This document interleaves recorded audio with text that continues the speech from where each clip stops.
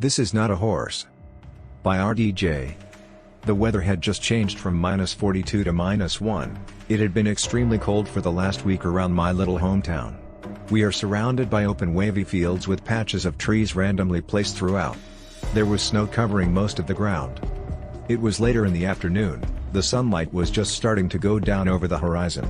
It was nice to not shiver instantly the moment I opened the door. We get these cold snaps around here, but thankfully they never last too long.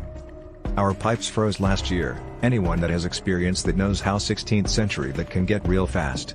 Anyways, I digress. I was looking forward to walking my dog Nova. We have old dirt roads surrounding our small town that are right next to the fields. It's peaceful when the weather's nice. Sometimes you can catch a real nice sunset.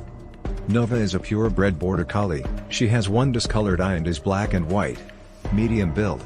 She is usually running inside our fenced yard barking at anything she can, so I figured she'd enjoy the outing. I grabbed the leash, hooked it onto her collar, and we left the front gate onto the street. We walked casually down the street enjoying the peaceful nature of a small town. A small breeze was letting us know it was still winter. About 2 blocks down the houses stopped and it turned into open fields. There are lots of farm animals sparsely spread out everywhere around here. Just as me and Nova turned the corner, there was a large group of horses in a field to our right, maybe 20 or 30 if you'd have to guess.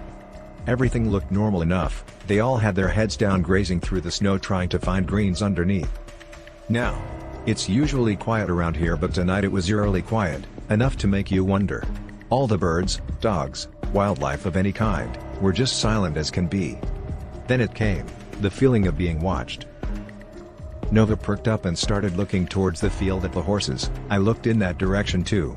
Just at that moment one of the horses started lifting its head. It looks not right. One of the ears was crooked like it was broken and its head looked unproportionate. The way it was lifting its head was just wrong. Real slow like.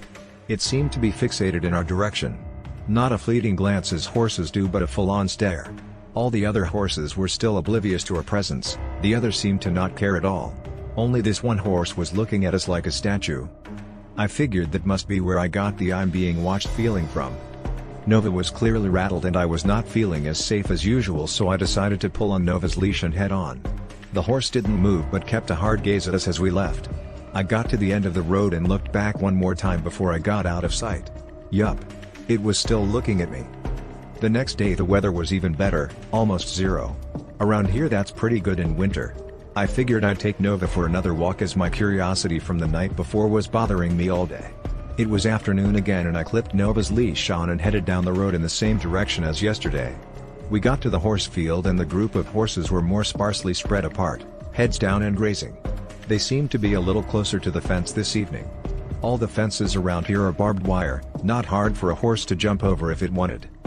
I started walking past the horses down the road looking into the group to see if the thing was still there or if anything would happen. That feeling of being watched hit me like a brick. Just then one of the horses in the middle started raising its head creepily slow. It must have felt our presence. Nova staring again into the group. She let out a little whine and ran behind my legs.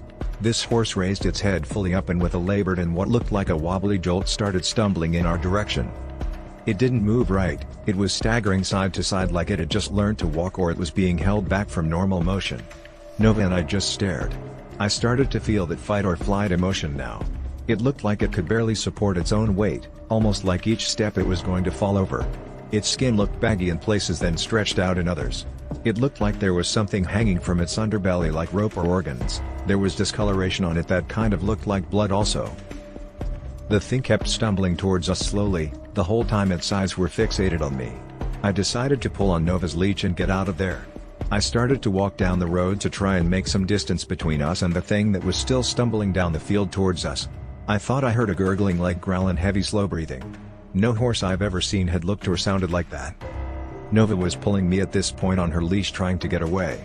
When we got far enough I looked back and saw its crippled form standing by the barbed wire fence, still staring at us like it had wanted something.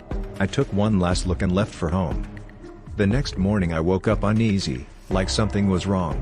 I let Nova out into the front yard as usual and started to make myself a coffee. Immediately I heard barking. I dropped what I was doing and went outside to see what was going on. The moment I opened the door I got hit with this hard smell of rotting flesh, a putrid ghastly odor. Nova was barking at the fence closest to the driveway. I went back inside and grabbed my machete just in case. Still in my house robe, I opened the door and walked to the gate. As I opened the gate, I saw a pile of what looked like horse skin, bones and what looked like to be ripped organs. Skin stretched out and bunched up in places. Dried blood all over the festering pile. I couldn't believe my eyes. I stood in shock as I was trying to make any sense of this. I'm not an avid hunter, but I know that this flesh had been dead for a while. As I looked closer, I saw maggots hiding inside. I poked at it with my machete, trying to look for anything identifiable, my other hand covering my nose and mouth from the putrid stench. It looked like something was wearing this horse skin. Then whatever it was decided to take it off in my driveway. I always thought this was a peaceful little town. Maybe there's more around here than I thought.